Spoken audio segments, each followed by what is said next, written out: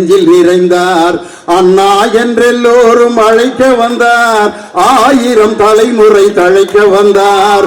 அண்ணா அண்ணா அண்ணா எங்கள் அன்பின் தெய்வம் அண்ணா. கள்ளக்குடி கொண்ட கருணாநிதி வாழ்கவே, மக்கள் உள்ளம் குடி கொண்ட உண்மை தலைவர் வாழ்கவே. கள்ளக்குடி கொண்ட கருணாநிதி வாழ்கவே. ஸ்டாலின் நம்ம ஸ்டாலின், நம் கழகம் காக்கும் ஸ்டாலின். கலைஞர் படைக்கு தளபதி, நல்ல இதயங்களுக்கு அதிபதி. ஸ்டாலின் நம்ம ஸ்டாலின், நம் தமிழக முதல்வர் ஸ்டாலின். அவசரப்பட்டு கைதீட்டிராதீங்க, இன்னும் ஒரு பாட்டு இருக்கு. கருப்பு சிவப்பு படையின் வீரன், களத்தை வெல்லும் துணிச்சல்காரன், காலம் கொடுத்த கடமை வீரன், ஞாலம் புகழும் கலைஞர் பேரன். திருக்குவளை வழியில் வந்த தமிழ் குருதி, நம் திராவிடர்க்கு தலைமை தாங்கும் உதயநிதி. திருக்குவளை வழியில் வந்த தமிழ் குருதி, நம் திராவிடர்க்கு தலைமை தாங்கும் உதயநிதி. வரலாற்று சிறப்புமிக்க சென்னை கிழக்கு மாவட்டம் 58 வட்ட திராவிட முன்னேற்ற கழகம் எழும்பூர் தெற்கு பகுதி சார்பாக இன்று நடைபெற்றுக் கொண்டிருக்கும் 42வது நிகழ்ச்சி, மகிழ்வே மக்கள் கண்டது மாநிலம் உயர்ந்து நின்றது என்ற அருமையான தலைப்போடு இந்த நிகழ்ச்சியை வெற்றிகரமாக நடத்தி தொடக்கி வைத்த அமைப்பு செயலாளர், எங்கள் அன்பிற்கு மரியாதைக்குரிய அருமை அண்ணன், சட்டத்துறையினுடைய பாதுகாவலர் அருமை அண்ணன் RS பாரதி தொடக்கி வச்சுட்டு கிளம்பி போயிட்டார். வருகின்ற திங்கட்கிழமை மானிய கோரிக்கைக்கு விவாதத்திற்கு பதிலளிக்க போகிறேன் என்று, அதற்குரிய தயாரிப்பு பணிகளில் நான் ஈடுபட வேண்டும் என்று மாண்புமிகு இந்து சமய அறநிலைத்துறை அமைச்சரும் மாவட்ட கழகத்தின் செயலாளருமான எனது அன்பிற்குரிய அண்ணன் சேகர்பாபு அவர்களும் அவசர பணியின் காரணமாக சென்று விட்டார்கள். எனக்கு முன்னாடி பேசின ராமலிங்க ஐயாவும் பரப்பிட்டார். நாளைக்கு திருச்சிக்கு போனேன் இல்லையாங்க. நான் இப்போ என்ன நினைச்சேன், பாபும் கிளம்பி போயிடுவாரோ, அண்ணே ஒரு முக்கியமான காது குத்து இருக்குண்ணே, கெடா வெட்டு போய் சாப்பிட போறேன்ட்டு அவரும் கிளம்பிடுவார் அப்படின்லாம் நினைச்சேன். ஆனால் மேடையில் இருக்கிற எல்லாரும் போனா கூட என்னுடன் எங்களுடைய ரசிகர்களும் என் உடன்பிறப்புகளும் எவ்வளவு நேரம் பேசினாலும் நீங்க இருப்பீங்கிற நம்பிக்கையில தான் நான் இங்க 8:30 மணிக்கு நின்றுட்டு இருக்கேன். நம்ம சகோதரிய இங்க முன்னால உட்கார்ந்துருக்கவங்களை பத்தி கவலை இல்லை. நான் 10:30 மணி வரைக்கும் பேசினாலும் நீங்க உட்கார்ந்துருப்பீங்க. இந்த பின்னால உட்கார்ந்துருக்கீங்க பாருங்க ஒரு குரூப்பு, அதெல்லாம் இப்ப மனசுல என்ன நினைக்குதுன்னா, இவன் டிவியிலேயே 1.5 மணி நேரம் பேசுவானே, இந்த ஆளு எப்ப பேசி முடிக்கிறது, நம்ம என்னைக்கு வீட்டுக்கு போறது யாக்கா அப்படின்னு பக்கத்துல அப்படியே உரையாடல் ஓடிக்கிட்டு இருக்கு. அதுல ஒரு வயசான அம்மா நரச்சதலக்காரமா சிரிக்குது. உண்மையிலே ஒரு 16 வயசு பொண்ணு ஒரு அழகான வாலிபனை பார்த்தோன்னு சிரிக்கிற சிரிப்பு மாதிரி அப்படி அன்றலர்ந்த சிரிப்பு அந்த வயசான அம்மா. இப்ப அந்த அம்மாவை நினைக்கிறேன், அந்த அம்மா 16 வயசுல எவ்வளவு அழகா இருந்திருப்பாங்க. ஏன் இவ்வளவு மகிழ்ச்சியாக என் சகோதரிகள் இருக்கிறீர்கள் என்றால், இன்று நடைபெற்று கொண்டிருப்பது திராவிட மாடல் ஆட்சி. பெண்கள் தான் என்ற மகிழ்ச்சியாகவும் கௌரவத்தோடும் சுயமரியாதையோடும் இன்று வாழ்ந்து கொண்டிருக்கிறார்கள். இந்த அருமையான நிகழ்ச்சிக்கு வருகை தந்து சிறப்பு செய்து கொண்டிருக்கக்கூடிய அன்பிற்கும் மரியாதைக்கும் உரிய எழும்பூர் தெற்கு பகுதி செயலாளர் சுதாகர் பேனாவை எடுத்து ஒரு 15 மாத்திரை எழுதி அப்படி சீட்டை கொடுத்து அப்படி காட்டினா அவர் தான் பெரிய டாக்டர். அப்படி டாக்டர்களுக்கு மத்தியில் நன்றாக மேடைகளிலும் தொலைக்காட்சி விவாதங்களிலும் பேசிக் கொண்டிருக்கக்கூடிய எங்கள் டாக்டர் யாழினி, அவங்க இந்த எழும்பூர் தொகுதியினுடைய பொறுப்பாளர். இந்த அருமையான நிகழ்ச்சியில் மிக சிறப்பாக எனக்கு முன்னால் உரையாற்றிய எங்கள் அன்பு தம்பி கோ பழனி, முனைவர் பட்டம் பெற்ற ஒரு அற்புதமான பேராசிரியர். ஒரு டாக்டர் பட்டம் பெற்றாலே சில பேர் நெஞ்சை உடைச்சிட்டு தான் அலைவேன். டாக்டர் பழனி வந்த என்னை கூப்பிடுறதுக்கு ஒருத்தன் கூட வரல, அந்த பந்தாவே இல்லை. மக்களோடு இறங்கி பேசுகின்ற ஒரு அற்புதமான பேச்சாளர் என்னுடைய அன்பு தம்பி பழனி. அதனால் அவருடைய கலைப்பயணம் மென்மேலும் சிறக்க ஒரு மூத்த கலைஞர் என்ற முறையில் அவரை அன்போடு நான் வாழ்த்த கடமைப்பட்டிருக்கிறேன்.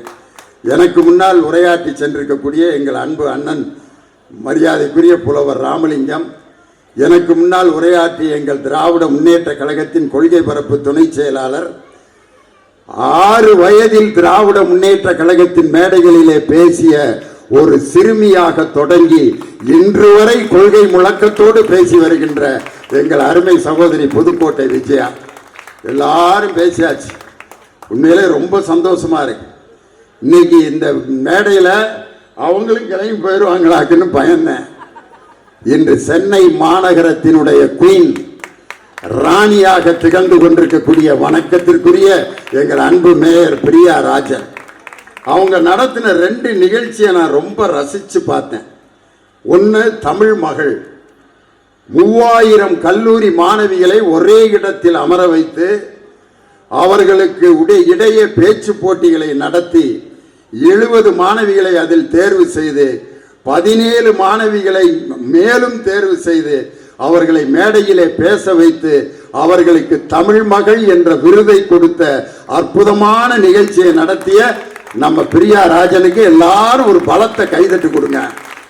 அவங்க அந்த ரிப்பன் மாளிகையில் ரிப்பன் பிறப்பு கொடியேற்றிய அந்த மாளிகையில் எங்கள் தலைவர் மேயராக இருந்து கொடியேற்றிய அந்த மாளிகையில் என் தங்கை பிரியா ராஜன் தேசிய கொடியை ஏற்றிய அந்த பெருமையை உண்டாக்கியது தான் திராவிட மாடல் ஆட்சி. தமிழ் மகள்னோன்னா நமக்கு என்ன ஞாபகம் வரும்னா ரிக்ஷாக்காரன் பாட்டு தான் ஞாபகம் வரும். எம்ஜிஆரும் மஞ்சுளாவும் பாடுவாங்கள்ல ஒரு பாட்டு, ஆனி பொன் தேர் கொண்டு மாணிக்க சிலை என்று வந்தாய் நின்றாய் இங்கே,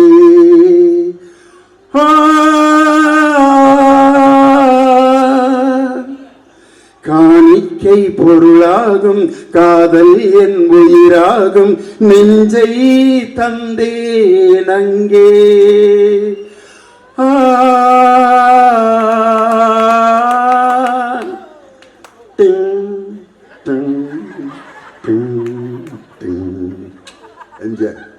அழகிய தமிழ் மகள் இவள் சிறு வெளிகளில் எழுதிய மடல் மெல்ல மொழிவது உறவென்னும் குரல் படித்தால் ரசிக்கும் கனி போல் இனிக்கும் அப்படின்னு அழகிய தமிழ் மகள்னு கவிஞர் வாலி எழுதிய அந்த பாடல். தமிழ் மகள் என்று கல்லூரி மாணவிக்கு பட்டம் கொடுக்கின்ற ஒரு வல்லமை எந்த இயக்கத்திற்கு இருக்கிறது என்றால் திராவிட முன்னேற்ற கழகம் என்ற இயக்கத்துக்கு தான். அதுக்கு அடுத்து ஒரு நிகழ்ச்சி நடத்தினாங்க. அது என்னப்பா, சூரிய மகள். ஆஹா, பி சுசிலா அம்மா அந்த வயதான 82 வயசு அம்மாவை அப்படி வீல் சேரில் கொண்டு வந்து உட்கார வச்சு அவங்க பேசின பேச்சு இருக்கு பார்த்தீங்களா. நான் வயதாகி மருத்துவமனையில் இருக்கும் பொழுது எனக்கு டாக்டர் பட்டம் இசை பல்கலைக்கழகத்தில் வழங்கி 10 லட்சம் ரூபாயை எனக்கு கொடுத்த முதலமைச்சருக்கு முதல்ல எனக்கு நன்றி அப்படின்னாங்க. இந்த பக்கம் நமது அன்னியார் துர்கா ஸ்டாலின் உட்கார்ந்துருக்காங்க, இந்த பக்கம் பெரிய எழுத்தாளர் சிவசங்கரி உட்கார்ந்துருக்காங்க. நம்ம மேயர் தங்கச்சி கேட்குறாங்க, நீ ஒரு பாட்டு பாடுங்க, கண்டிப்பா 2 வரியாவது பாடணும் அப்படின்னு மேயரிட்ட கட்டளையை ஒரு பெரிய 6 முறை தேசிய விருது வாங்கிய ஒரு பாடகி மேயர் கேட்டார்கள் என்பதற்காக ஒரு பாட்டு பாடினாங்க. என்ன பாட்டு தெரியுமா? தந்தைக்கு உபதேசம் செய்து தகப்பன் சாமி என்று பெயர் பெற்ற முருகா, விண்ணுக்கும் மண்ணுக்கும் சாமி என வந்த என் சுவாமிக்கும் நாதனே சுவாமிநாதா, சொல்ல சொல்ல இனிக்குதடா முருகா, உள்ளமெல்லாம் உன் பெயரை சொல்ல சொல்ல இனிக்குதடா முருகா. என்ன அழகா பாடினாங்க பாரு.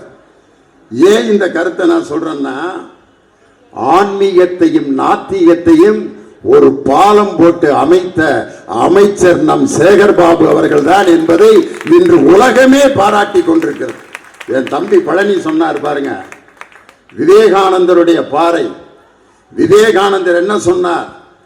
இளைஞர்களே எழுந்து நில்லுங்கள் அப்படின்னு சொல்லி ஒரு மதத்தின் பெருமைக்காக வெளிநாட்டிலே போய் பேசிய ஒரு ஆன்மீக சிந்தனையாளர் விவேகானந்தர். பிறப்புக்கும் எல்லா உயிர்க்கும் என்று பிறப்புக்கும் என்ற எல்லோருக்கும் பொதுவானவர் திருவள்ளுவர். ஆன்மீகத்தையும் சமத்துவத்தையும் ஒரு பாலத்தில் கண்ணாடி பாலத்தால் இணைத்த ஆட்சி திராவிட மாடல் ஆட்சி.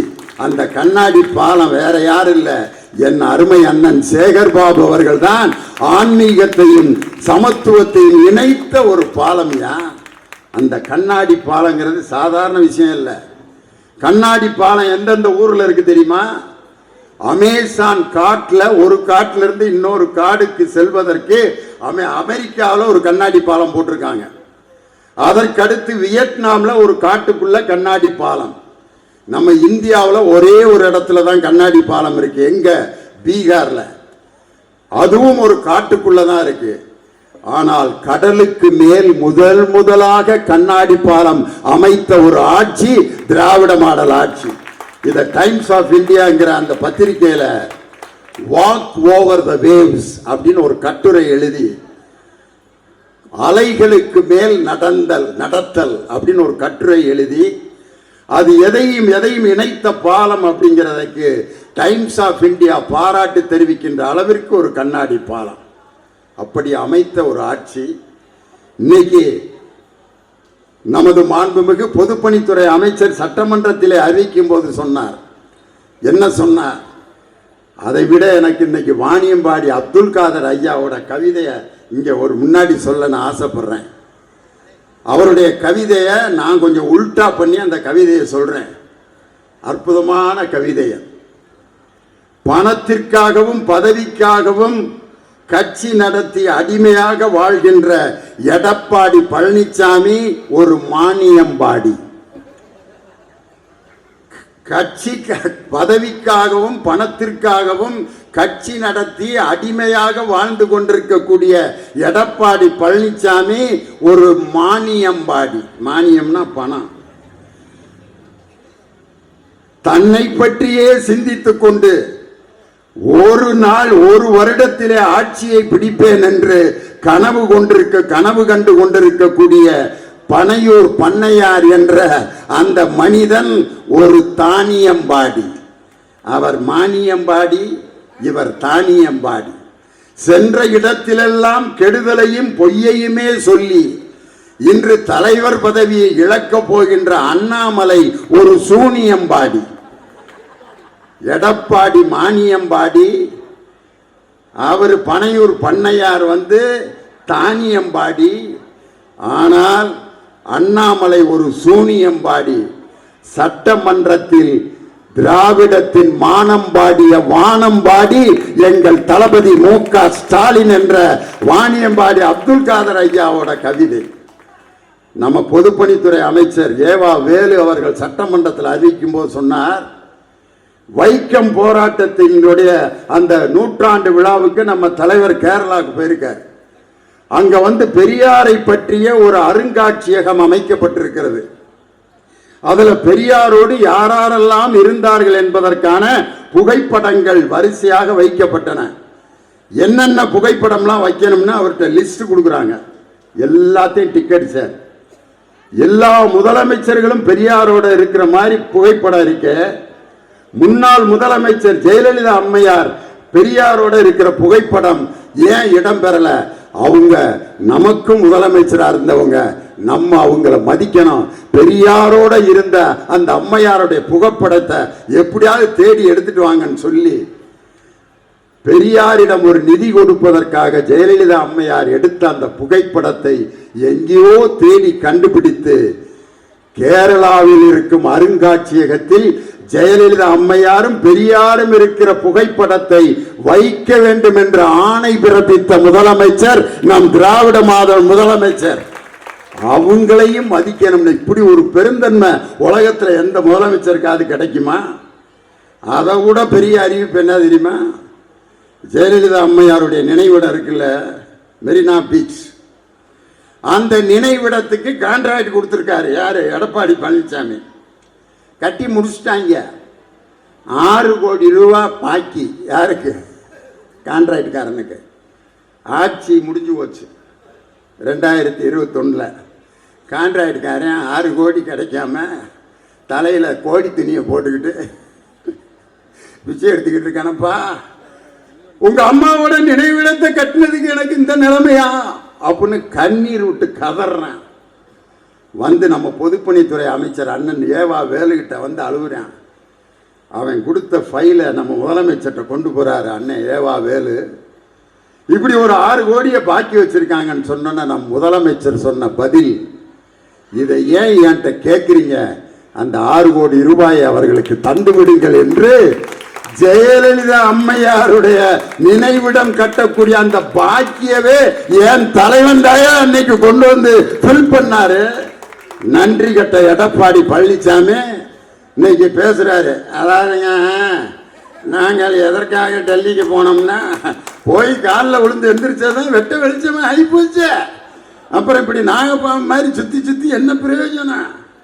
செங்கோட்டையை தனியா போய் பார்க்கிறாரு, சிவி சண்முகம் போய் தனியா பார்க்கிறாரு. அதிமுக காரங்கள்லாம் தலையில துண்டை போட்டு எங்கடா போய் இதை முடிக்க போறாங்க, கொண்டு போய் இந்த கட்சியை எங்க சேர்க்க போறாங்கன்னே தெரியலையன்ட்டு மொழிவிலிங்க போய் கிடக்குறாங்க. இன்னைக்கு அப்படிப்பட்ட ஒரு தலைவரின் கையில் திராவிட மாடல் ஆட்சி. இன்னைக்கு நம்ம சகோதரிகள் இருக்காங்களே, என் தம்பி பேசும்போது சொன்னாரே அம்மா அப்பாங்கிற வார்த்தை. தமிழில் மட்டும்தான் அம்மா அப்பாங்கிற வார்த்தை எவ்வளவு அழகான வார்த்தை பாருங்க. ஆங்கிறது உயிரெழுத்து, இம்ங்கிறது மெய்யெழுத்து, மாங்கிறது உயிர்மெய் எழுத்து. உயிர் என்ற ஆவையும் மெய் என்ற உடலையும் நமக்கு தந்து உயிர்மெய்யோடு நம்மை இந்த உலகத்திற்கு கொண்டு வந்தவள் அம்மா.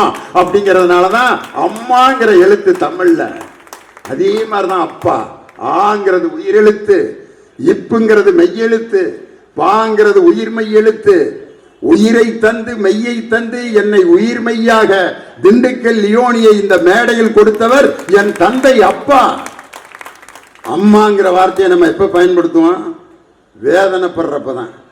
ஆபரேஷன் பண்ணி ஒருத்தன் ஆஸ்பத்திரியில் படுத்திருக்கேன், அம்மா அம்மா அம்மான்னு தான் அழுவானே ஒழிய எவ்வளவு பாசமா இருந்தாலும் எவனாவது அவன் பொண்டாட்டி பேரை சொல்லி அழுதுருக்கானா? சரஸ்வதியே சரஸ்வதியே நரசம்மா வருது, அறுத்து போட்டு கிடந்தாலும் திமுரு நாட்டங்கள. என்னடா சரஸ்வதி? அந்த அம்மா பேரு சரஸ்வதி.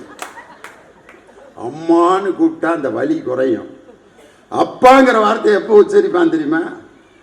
வலி பிரச்சனை எல்லாம் தீர்ந்து போறப்ப, வலியெல்லாம் குறைஞ்சோன்னா அப்பா நிம்மதியா இருக்க முடியாம. வலிகளும் பிரச்சனைகளும் தீரும் போது பயன்படுத்துகின்ற வார்த்தை அப்பா. இன்று தமிழக மக்களின் பிரச்சனைகளை வலிகளையும் தீர்த்த ஒரு முதலமைச்சர். அதனாலதான் அவர் அப்பான்னு கூப்பிடுறான். ஆனா சிவி சண்முகம் அப்பா அப்பா. நீங்க உங்க தலைவி அம்மான்னு கூப்பிட்டீங்களே, நாங்க ஏதாவது கேட்டோமா? எங்களுக்கு அம்மா இருக்கும்போது உங்க அம்மா எதுக்குடா நாங்க அம்மான்னு கூப்பிடணும் அப்படின்னு நம்ம கேட்டோமா? நம்மளும் சேர்ந்தா அம்மா அம்மான்னு இப்போ போஸ்ட்லாம் பார்த்துக்கிட்டு தான். சரி, அந்த அம்மாவையாவது நிரந்தரமாக வச்சுருந்தீங்களா? அதுக்கப்புறம் ஒரு பச்சை சீலையை கட்டி இன்னொரு அம்மாவை உருவாக்கி சின்னம்மா அப்படின்னா அந்த அம்மா அவட எங்க கிடக்குன்னே தெரியல. அந்த அம்மாவோட காலில் விழுந்து முதலமைச்சரானவர் தான் எடப்பாடி பழனிசாமி. என் தலைவரை கை நீட்டி பேசுவதற்கு எந்த அருகதையும் இல்லை அவருக்கு. அந்த அம்மாவையாவது நிம்மதியாக வச்சிருந்தீங்களா? அவங்களுக்காவது துரோகம் பண்ணாம இருந்தீங்களா? அவங்களுக்கும் துரோகம். துரோகத்தின் மொத்த உருவமாக இருக்கும் எடப்பாடி பழனிசாமி. இன்னைக்கு அவர் பேசுகிறார், எங்களுடைய தலைவருடைய ஆட்சி 2026 முடிய போகுதான், இவர் தலைமையிலான அதிமுக ஆட்சி 2026 மலரப் போகிறது அப்படின்ட்டு இவங்க போஸ்ட். புரட்சி தமிழன் எடப்பாடி பழனிசாமி 2026 ஆட்சி அமைப்பார். எம்ஜிஆர் மாதிரி தொப்பி வச்சு கூலி கிளாஸ் போட்டு விட்டுருக்காங்க. எம்ஜிஆர் கல்லறையிலிருந்து அழுதுகிட்டு இருக்காரு. ஏன்டா என் உருவத்தை இப்படி அசிங்கப்படுத்துறீங்க? அந்த வெள்ளை தொப்பியும் கூலிங் கிளாஸும் அவர் ஒருத்தருக்கு தாயா நல்லா இருக்கான். நீ இந்த விருக்கு போட்டு எங்க தலைவர் மஞ்சள் துண்டா போட்டு உட்காந்துருக்காரு, இல்ல கூலிங் கிளாஸ் போட்டு உட்காந்துருக்காரா? அந்த மாதிரி இன்னொருவரை பார்த்து காப்பி அடிச்சு வேஷம் போடுற தலைவர் எங்கள் தலைவர் அல்ல. தலைவர் முத்தமிழறிஞரின் செயலை பின்பற்றுவாரே ஒழிய அவருடைய மஞ்சள் துண்டையும் கூலிங் கிளாஸையும் போட்டுக்கிட்டு நாடகம் போடுபவர் என் தலைவர் அல்ல. வெள்ளை தொப்பியை வச்சு கூலிங் கிளாஸ். இதுல எம்ஜிஆருடைய பிறந்த நாள் நேரம் ஆகி போச்சா, எம்ஜிஆருடைய பிறந்த நாள் நடத்துறாங்க. அப்போ உட்காந்து அதிமுகவோட பயிர் செயலாளர் நம்ம பாப்பு மாதிரி ஒரு பகுதி செயலாளர் மைசெட்டுக்காரன்ட்ட எம்ஜிஆர் பாட்டை தவிர வேற எதுவும் போடக்கூடாதா? சரிண்ணே, எம்ஜிஆர் பாட்டு மட்டும்தான். அப்புறம் நீங்கள் கூப்பிட்ருக்கீங்க எம்ஜிஆர் பாட்டை வேற பாட்டு எடுத்துகிட்டு வருவான், போடுறா முத பாட்டு காலைல 6 மணிக்கு சீடியை போடுறேன். உதய சூரியனின் பார்வையிலே உலகம் விழித்து கொண்ட வேளையிலே இமயத்தில் இருக்கும் குளிர்கான் முகரையன் எம்ஜிஆர் பாட்டு தாயா அன்பே வாழ முதல்ல இந்த பாட்டு உதயசூரியன் பாடியிருக்காரு. அப்ப பாடினாரு, அதுக்கு என்ன சொல்ற? உதயசூரியன் கருப்பு சோப்பு எதுவும் வரக்கூடாது, அப்படி பாட்டா எடுத்து போடுறேன். அடியிலிருந்து ஒரு சீடி எடுத்து போடுறேன். என்ன பாட்டு தெரியுமா? உயர்ந்தவர் என்ன தாழ்ந்தவர் என்ன, உடல் மட்டுமே கருப்பு, அவர் உதிரம் எங்கும் சிவப்பு. ஒரு வழி நடந்தால் உயர்ந்தவர் ஆவார், பல வழி கடந்தால் தாழ்ந்தவர் ஆவார். எத்தனை பெரிய மதி என்னடா கருப்பு சிவப்பு, வேற சீடியா இல்லையா முட்டா? ஒரு சின்ன பையில கூப்பிட்டு நீ எடுறா ஒரு சீடியை அப்படின்னு அவன் கலைச்சு போட்டு ஒரு சீடி எடுத்தான். என்ன பாட்டு தெரியுமா? நீ கடவுளை பார்த்தது கிடையாது, அவன் கருப்பா சிவப்பா தெரியாது, இறைவன் ஒருவன் இருக்கின்றான், இந்த ஏழையின் உழைப்பில் சிரிக்கின்றான்.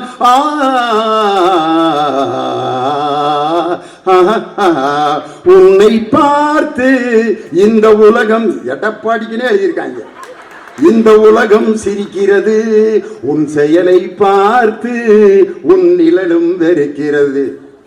பார்த்தாரு பகுதி செயலாளர். நான் வீட்டில இருந்து ஒரு சீடி எடுத்துட்டு வரேன்டா அப்படின்ட்டு போய் அவன் ஒரு 2 சீடி எடுத்துட்டு வந்தேன். எம்ஜிஆர் கொள்கை பாடல்கள் அதை போடுறான். போட்டேன். என்ன பாட்டு தெரியுமா? போடுறேன். கொள்கை பாட்டு வேணாம், அதில் ஏதாவது வருது.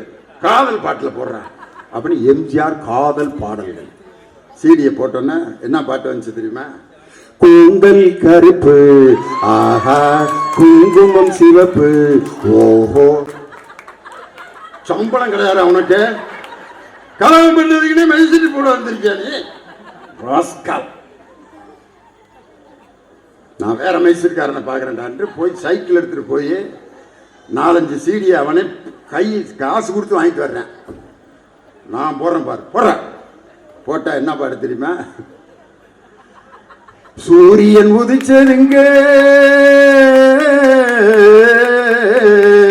சூரியன் உதிச்சதுங்க, இங்கே காரிருள் மறைஞ்சதுங்க, சரித்திரம் மாறுதுங்க, எல்லாம் சரியா போகுமுங்க. தலையில துண்டை போட்டேன். ஃபைனலா ஒரு பாட்டுறாட்டே, எனக்காக வேற ஏதாவது பாட்டு போடுறா, நம்ம சின்ன வர்ற மாதிரி ஏதாவது ஒரு பாட்டு எடுத்து போடுறா.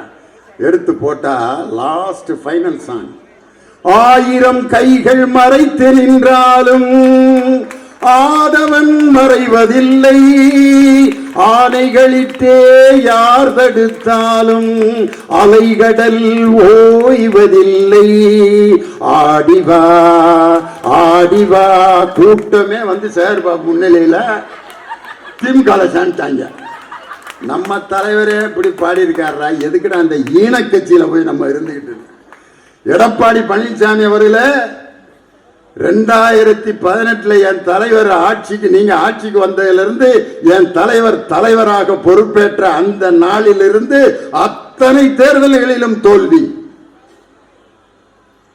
உள்ளாட்சி தேர்தலில் முட்டை, அடுத்த உள்ளாட்சி தேர்தலில் முட்டை, அடுத்து 2019 பாராளுமன்ற தேர்தலிலும் முட்டை, அதற்கு அடுத்து 22 தொகுதிகளில் இடைத்தேர்தலிலும் முட்டை, 2021 சட்டமன்ற தேர்தலிலும் முட்டை, 2026 எப்படியா 100 மார்க் வரும்?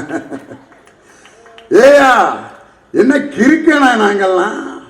இதுக்காகத்தான் கூட்டணி அமைப்பதற்காக அவர் டெல்லிக்கு படையெடுத்து போயிருக்கிறார். அந்த கூட்டணியை பார்த்தோன்னா தங்கச்சி புதுக்கோட்டை விஜயா சொன்ன மாதிரி எனக்கு ஒரு உதாரணம்.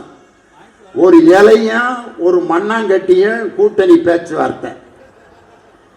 மழை பெஞ்சா நான் கரைஞ்சிருவேன், அதனால நான் கீழே போயிடுறேன், நீ இலை என் மேலே மூடிக்க. சரி, மழை பெஞ்சா உன்னைய நான் காப்பாத்திக்கிறேன், காத்தடிச்சா நீ ரிவர்ஸ்ல வந்துரு, மண்ணாங்கட்டி மேல இலை கீழே, 2 பேரும் ஒருத்தருக்கு ஒருத்தர் கூட்டணி வச்சு ஜெயிச்சிருவான் அப்படின்னு பேச்சுவார்த்தை. மழையும் காத்தும் ஒன்னா அடிச்சிச்சு, இலையும் பறந்து போனது, மண்ணாங்கட்டி என்ற பிஜேபியும் கரைந்து போனது. எங்கள் திராவிட முன்னேற்ற கழகம் 234 தொகுதிகளிலும் வெற்றி பெறும். யாரை பார்த்து யாரு புதுசா ஒரு கட்சி ஆரம்பிச்சவர் அவரு படுத்துற கொடுமை இருக்கே. ஐயோ ஐயோ, மியூசிக்கல் சேர்ல ஓடுறப்ப கூட நடுவில் இருக்க சேர்ல முதல்ல போய் அவனால உட்கார முடியுமா? ஒரு ரவுண்ட் அடிப்பாங்க, 10 சேர் போட்டிருப்பேன், அதில் போய் உட்காந்துருப்பேன், மீதி உட்காராதீங்கலாம் பா பாப்பா வெளியே பா வெளியே பா வெளியே. அந்த 10 சேரில் 4 சேர் எடுத்துருவாங்க, 6 சேர் தான் இருக்கும், சுற்றி சுற்றி ஓடுவாங்க. அதில் 15 பேர் இருப்பேன், 6 பேர் உட்காருவேன், மீதி பேர் ஓடு ஓடு ஓடு ஓடு 3 சேர் வச்சுருப்பேன், சுற்றி சுற்றி ஓடுவாங்க. 2 சேர், அப்புறம் 1 சேர். அந்த மியூசிக்கல் சேர்லயே நடுவில் உட்கார்ற ஒரு சேர்ல உட்கார்றதுக்கு 50 ரவுண்ட் அடிக்க வேண்டியிருக்கு. கோட்டையில முதலமைச்சர் நாற்காலியில இவர் சைக்கிள்ல வந்து ஏறி போய் உட்காருவாராம். யாரியா சினிமாவில் தான் நின்றுகிட்டு இருக்கிற சைக்கிளை அப்படியே ஓட்டுற மாதிரி காட்டுவாங்க. கேமராவில் பார்த்தா அண்ணன் சைக்கிளில் 80 கிலோமீட்டர் வேகத்தில் போயிட்டு இருக்காரா அப்படிங்கிற மாதிரி சைக்கிள் போகுதான். இங்கிருந்து ஹைதராபாத் போவாங்க சைக்கிளில், எதுக்கு? சினிமாவில். ஆனால் நின்றுகிட்டு இருக்கிறதுல தான் ஓட்டிக்கிட்டு இருப்பாரு. நின்றுகிட்டு இருக்கிற சைக்கிளை ஓட்டி கொண்டிருக்கிற உனக்கே ஒரு வருஷத்துல முதலமைச்சரானா 75 ஆண்டுகள் மக்களோடு மக்களாக போராடி அவர்களுடைய கஷ்ட நஷ்டத்தில் வாழ்ந்த இயக்கம்யா. இதுல மேடையில இங்கிலீஷ் கொட்டேஷன் வேற. I want to conclude my speech with a quotation by William Fleck. Men may come, men may go, but I will go on forever. முட்டாப்பேலுக்கு 2000 பேரும் கை தட்டுறாங்க. அது வில்லியம் ஃபிளேக் சொன்னதில்லை. இது எப்படி இருக்குன்னா, அகர முதல எழுத்தெல்லாம் ஆதிபகவன் முதற்றே உலகு என்று சேக்கிலார் அவர்கள் கம்பராமாயணத்தில் எழுதியிருக்கிறாரே. அப்படின்னு நீங்க என்ன நினைப்பீங்க? சேக்கிலாரை பத்தியும் தெரியல, கம்பராமாயணத்தை பத்தியும் தெரியல, திருக்குறளை பத்தியும் தெரியல. இதுல இருந்தே எழுதி கொடுத்துட்டு வந்ததுங்கிறது தெரியுதா? சொந்தமா பேச தெரியல. என் கையில ஒரு பேப்பர் இல்ல. திராவிட முன்னேற்ற கழகத்துக்காரன் 5 மணி நேரம் கொடுத்தாலும் திராவிடத்தை பற்றி பேசிக்கிட்டே இருப்போம். எழுதி கொடுத்துட்டு வந்ததுங்கிறது தெரியுதா? வில்லியம் ஃபிளெக் கொட்டேஷன். அந்த கொட்டேஷன் ஆல்ஃபிரட் டென்னிசன் என்பவர் எழுதிய வாக்கியம். அதை கூட ஒழுங்கா படிச்சுட்டு வராம எழுதி கொடுத்ததை வந்து வாசித்துட்டு நம்மள்ட்ட இந்த திருவிளையாடல நாயேசு தருமி புலவர் எழுதிட்டு வந்து கவிதையை கொண்டு வந்து நான் ராஜாட்ட கொடுப்பார்ல, பார்வேண்டே என்னை பார்வேண்டே, இங்கே கவிதையை உங்கள் கவிதையை வாசியுங்கள் அப்படிம்பாரு. யாரு? பாண்டியன் மன்னன். கொங்குதே வாக்க அஞ்சரை தும்பே காமம் செப்பாதே கண்டதே மலிமா பயிரியது கையெழும் அழியதும் உழவா நீயறியும் பூவே. ஆஹா, அற்புதமான கவிதை.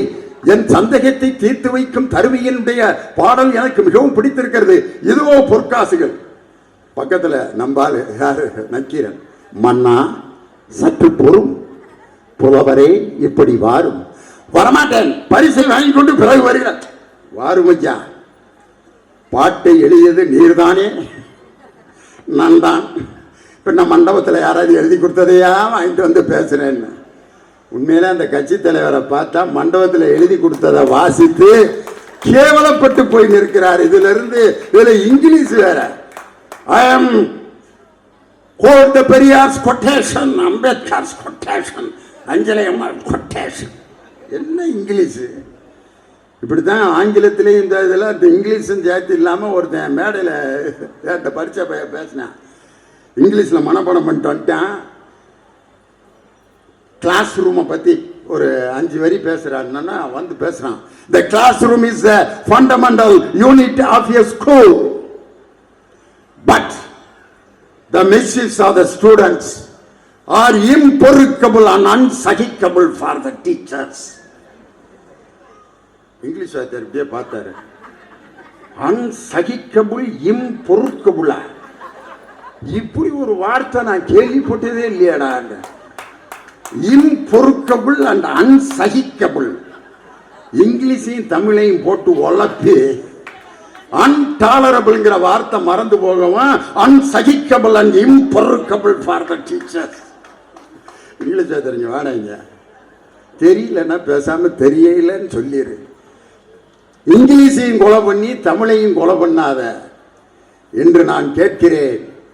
ஒரு கட்சி ஆட்சிக்கு வர வேண்டும் என்பதற்காக அரசியலில் ஈடுபடலாமா வேண்டாமா என்று அண்ணா அவர்கள் திராவிட முன்னேற்ற கழகத்தில் ஒரு பெட்டியை வைத்து அரசியலில் தேர்தலில் நிற்கலாம்ங்கிறவங்க ஓட்டு போடுங்க, தேர்தலில் நிற்க வேண்டாம்ங்கிறவங்க ஓட்டு போடுங்கன்னு சொன்ன நிற்கலாம் என்று அதிகமாக ஓட்டு போட்டதால் தேர்தலில் நின்ற ஒரு சமூக இயக்கம் திராவிட முன்னேற்ற கழகம்.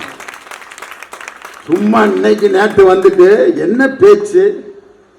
ஆனால் எங்களுடைய தலைவருடைய ஆட்சி, எங்க சகோதரிகள் உட்கார்ந்துருக்காங்க. ஒரே ஒரு பாயிண்ட் முடிச்சிடறேன். பெண்கள் பெரும்பாலும் எதுக்கு ரொம்ப சந்தோஷப்படுவாங்கன்னா, அழகா இருக்கீங்கன்னு சொன்னா ரொம்ப சந்தோஷப்படுவாங்க. அம்மா நீ ரொம்ப அழகா இருக்கு அப்படின்னா அழகு. அதனாலதான் சினிமாவில் அழகை பற்றிய பாட்டெல்லாம் ரொம்ப அருமையா இருக்கும். அடி என்னடி ராக்கம்மா பல்லாக்கு நெளிப்பு என் நெஞ்சு குலுங்குதடி, சிறு கண்ணாடி மூக்குத்தி மாணிக்க சிவப்பு மச்சான இழுக்குதடி. கிராமத்துக்காரி எம்ஜிஆர் உலகம் சுற்றுவாளி பண்ணல. நிலவு ஒரு பெண்ணாகி உலவுகின்ற அழகோ, நீரலைகள் இடமாறி நீந்துகின்ற குழலோ. நார்த் மெட்ராஸ்கார ஒருத்தன் தேவானியம் பாடுவாரு. அண்ணா நகர் ஆண்டாலே ஐயா வர்றான் கோபாலு, ஐசிஎஃப்ல எடுக்கிறான்டா தண்டாலு. ராயப்பேட்டை நர்ஸு பேரு மேரி, நான் வாங்கி கொடுத்தேன் அரபு நாட்டு சாரி. கேள்விப்பட்டேன் மாமன் பேரு மாறி, ஒண்டி தோப்பு மாறி. நான் ஜகா வாங்கி சொல்லி போட்டேன் sorry, I am very sorry. தந்தானே தந்தானே தந்தான குயில தேவான. இன்னொரு பாட்டு தேவான பின்னி படல் எடுத்திருப்பார். சுண்ட கஞ்சி சோறுடா சுரும்பு கருவாடுடா வாழ மீனு காலுடா வர்ற ஸ்டைல பாருடா சலோமியா. இன்னொரு பாட்டு எங்க அண்ணன் தேவானன் பாட்டுல எனக்கு ரொம்ப பிடிச்சது. விதவிதமா சோப்பு சீப்பு கண்ணாடி எங்க அக்கா மக வந்து நின்னா முன்னாடி. எப்பவுமே காதல் ஒரு கண்ணாடி, அட உடஞ்சிராம பாக்குற வெங்கில்லாடி. டாவு டாவு டாவுடா டாவு லாட்டி டைடா அப்படின்னு பாடுவார். அழகு. லாஸ்டா இப்போ ஒரு அழகுக்கு ஒரு பாட்டு போட்டிருக்காங்க பாருங்க. நீ இருக்கிறது ஓல கொட்டாயா, சும்மா நடக்கிறது தவளை கட்டாயா. மஜாவா இனிக்கிறிய பஞ்சு முட்டாயா, ஆமா பஞ்சு முட்டாயா. சோஜாவா இடுக்கிறிய ஓமடியில் சாஞ்சி, தாஜாவா படுக்கிறேன் வாட்டர் பாக்கெட்டு மூஞ்சி. காஞ்ச மிளகா போல நான் இருக்கிறேன்னு காஞ்சி, நீ மனச ஊசு புரிய என் மீனை போல அஞ்சு, என் மீனை போல அஞ்சு, என் மீனை போல அஞ்சு. இவ்வளவு பழைய பாட்டை நெஞ்சாய் போக பாடினே, அப்படியெல்லாம் இல்லாத சலசலப்பு. ஓலை கொட்டாய்க்கு அந்த அம்மா வயசான பாட்டிய ஆகா அப்படின்ட்டு என்னமோ கம்பராமாயணத்தில் நான் பாடின மாதிரி அவ்வளவு சந்தோஷம். அழகாக இருப்பது பெண்ணுக்கு ஒரு பெருமை தான். சுமங்கலியாக இருப்பது பெண்ணுக்கு ஒரு பெருமை. தீர்க்க சுமங்கலியாருமானா சந்தோஷப்படுவாங்க. அந்த தாலி கொடி எடுத்து கோயிலில் அந்த கொஞ்சோண்டு குங்குமம் கொடுத்தா வாங்கி இங்கே கொஞ்சம் வச்சுட்டு செவுத்து பக்கம் திருப்பி, ஏமா அதில் இப்படி வைக்கிறேன்னா அதில் அவர் இருக்கார்ல, அவன் இத்த தண்டி புளி மூட்டை ராமசாமி மாதிரி இருக்கான். ஆட்டோவில் உட்காந்தா ஒரு ஆட்டோ முழுதும் இருக்கான். அவன் இருக்கான்னு நம்பி அதில் பொட்டு வச்சு கன்னத்தில் வேற ஒத்திக்கிறது. சுமங்கலியா இருப்பது ஒரு பெண்ணுக்கு பெருமை. அதை விட பெரிய பெருமை ஒரு பெண்ணுக்கு தாய்மை அடைவது. ஒரு குழந்தைய பெற்று அப்படி கையில் வாங்கும்போது என்ன மகிழ்ச்சி. இது மூன்றும் உங்களுக்கு எப்படியாவது நிரந்தரம் இல்லாமல் போயிடும். அழகு இன்னைக்கு இருக்கு, நாளைக்கு இல்லாமல் போயிடும். சுமங்கலியாக இருப்பவர்கள் கணவன் உயிரோடு இருக்கிற வரைக்கும் சுமங்கலியா இருக்கலாம். தாய்மை, நீங்க பெத்த பிள்ளைய உங்களுக்கு காப்பாற்றுமோ காப்பாத்தாதோ, ஆனால் ஒரு பெண்ணுக்கு எது பாதுகாப்பு என்றால் அந்த பெண்ணுக்கு கொடுக்கப்படுகின்ற கல்விதான். அவளிடமிருந்து யாராலும் பிரிக்க முடியாது. 5 பவுன் தங்க செங்கிலியை நீங்க போட்டுட்டு பஸ்ல போனா பக்கத்துல உட்கார்ந்துருக்கேன் பூரா திருடை மாதிரியே தெரியும். உங்களுக்கு பக்கத்துல ஒரு அம்மா உட்காந்து இப்படி ஒத்து பார்த்துக்கிட்டே இருக்குன்னு வச்சுக்க, அத்துட்டு போயிடுவா போல இருக்கு அப்படின்னு சீலை எடுத்து இறுக்கமா போத்திக்க. 5 பவுன் சங்கிலியை அடகு வச்சா காணா போயிடும் அல்லது அத்துட்டு போயிடுவாங்க. அதே மாதிரி உங்கள் கையில் இருக்கக்கூடிய சொத்துக்களை யாராவது ஏமாற்றி எழுதி வாங்கி விடுவார்கள். ஆனால் உங்களுக்கு கொடுக்கப்பட்ட கல்வியை எந்த திருடனாலும் பறிக்க முடியாது. உங்களுக்கு அந்தஸ்தையும் கௌரவத்தையும் உண்டாக்குவது கல்வி. அரசு பள்ளியில் படிக்கின்ற மாணவிகளுக்கு மாதம் 1000 ரூபாய் புதுமை பெண் என்ற உதவித்தொகை கொடுத்து இன்று 3.5 லட்சம் மாணவிகள் கல்லூரியில் அதிகமாக சேர்ந்திருக்கிறார்கள் என்றால் இந்த புரட்சியை செய்த தலைவர் நம் திராவிட மாடல் முதலமைச்சர். இன்னைக்கு என் தம்பி உதயநிதி ஸ்டாலின் ஒரு கல் ஒரு கண்ணாடி போல் சினிமாவிலிருந்து அரசியலுக்குள் பக்குவமாக நுழைந்து, நல்லா கவனிங்க, ஒரு கல் ஒரு கண்ணாடி போல் சினிமாவிலிருந்து அரசியலுக்குள் பக்குவமாக நுழைந்து பல சைக்கோக்களுக்கு சவுக்கடி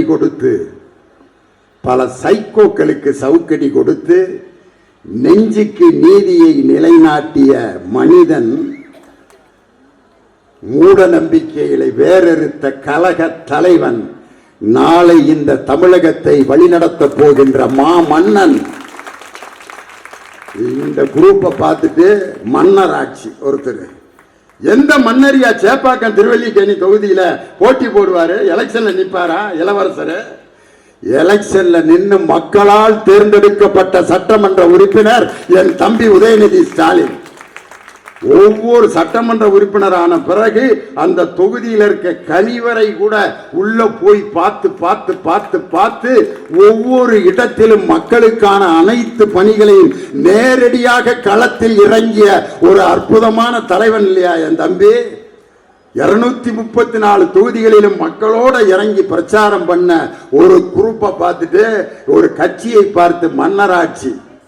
என் தலைவன் திராவிட முன்னேற்ற கழகத்தை வழிநடத்திய திராவிட முன்னேற்ற கழகத்தின் தானை தலைவர் டாக்டர் கலைஞர் தான் சம்பாதித்து உருவாக்கிய கோபாலபுரம் வீட்டை மருத்துவமனைக்கு எழுதி கொடுத்திருக்காரியா? எந்த ராஜாவாவது தன்னுடைய அரண்மனைய ஆஸ்பத்திரிக்கு எழுதி கொடுப்பானா? இன்னைக்கு அந்த புது கட்சி தலைவரை கேட்கிறேன். பாடநூல் கழகத்தில் நிறைய புஸ்தகம் இருக்கு. 5ஆம் கிளாஸ் ஹிஸ்டரி புஸ்தகத்தில் மன்னராட்சி என்றால் என்ன, மக்களாட்சி என்றால் என்னன்னு புஸ்தகம் இருக்கு. நான் கொண்டு வந்து உங்க கட்சிக்காரங்கள்ட்ட கொடுத்து தலைவரையும் பொதுச் செயலாளரையும் முதல்ல மன்னராட்சினா என்ன மக்களாட்சினா என்னன்னு படிச்சுட்டு வந்து பேசுங்க ஐயா. திராவிட முன்னேற்ற கழகத்தின் சாதாரண தொண்டன் கூட பாசிசத்தை பற்றி 1 மணி நேரம் பேசுவான். அப்படி பயிற்சி கொடுத்த இயக்கம் திராவிட முன்னேற்ற கழகம். வருகிற 2026 மக்களின் ஏகோபித்த